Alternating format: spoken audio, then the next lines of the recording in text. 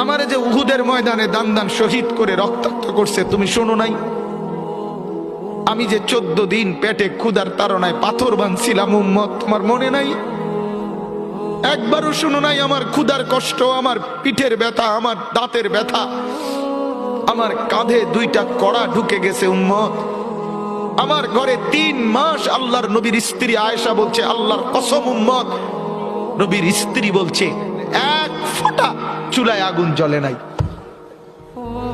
নওজোয়ান আপনারা বলেন বাপ, আজকে যাদের 1 বছর 6 মাস 2 বছর কোনদিন ফজরের নামাজ পড়েন না, দিনের পর দিন রাতের পর রাত যায়, এভাবেই 6 মাস, এভাবেই 1 বছর, এভাবেই 2 বছর, আপনি জানেনও না ফজরের ওয়াক্ত হয় কখন, ফজরের জামাত হয় কখন।